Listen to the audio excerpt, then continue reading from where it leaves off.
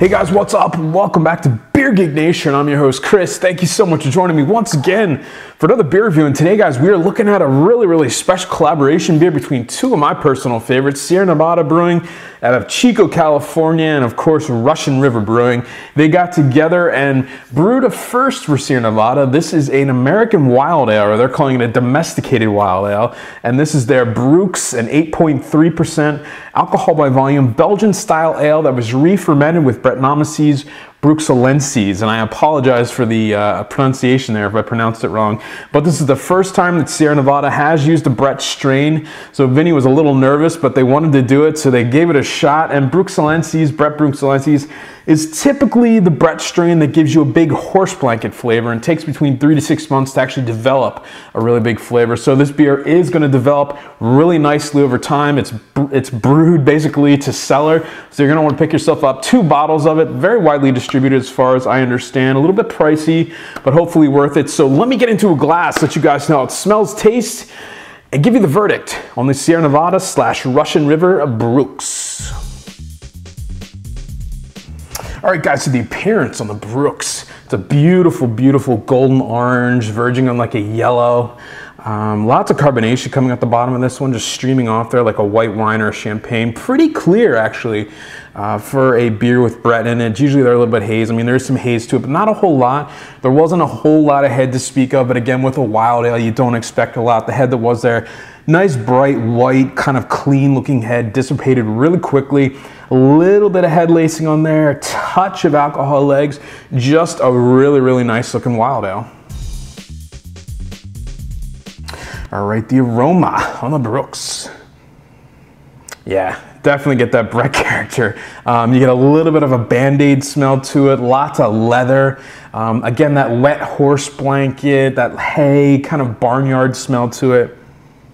A little bit of a fruitiness to it, quite a little bit like a lemon or a lime peel, a little bit of a tropical note in there. Nice kind of breadiness, a little bit of an herbal kind of earthy maltiness to it. Yeah, it's a really kind of fruity, yet pungent, yet stinky beer at the same time. Nice stuff.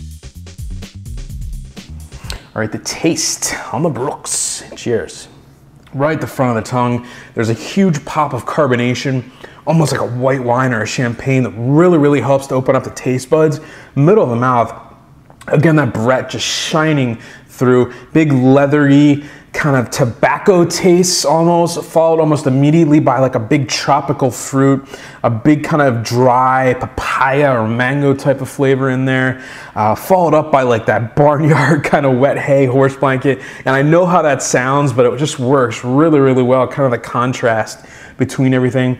Big mouthfeel at 8.3%. You don't taste the alcohol, but it feels like a big kind of bready, kind of sweet, biscuity beer sticking around. Nice dry finish on this one. Again, I would expect that from a Brett beer. Aftertaste, more of like a lemon peel. Again, more of like a dried kind of fruit type of flavor to it, maybe like a dried peach or something like that. Really nice beer. I mean, just solid stuff. A really well-crafted American style wild ale. Nice stuff.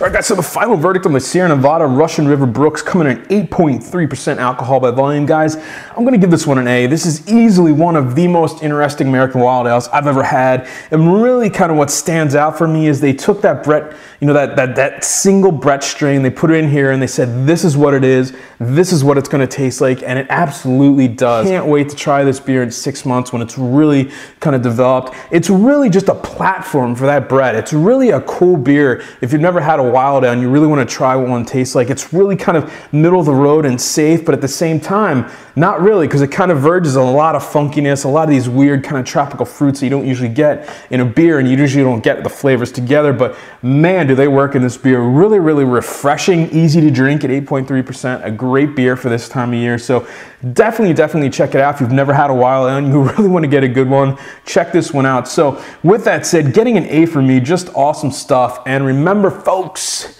life is too short. Drink amazing beers. Cheers.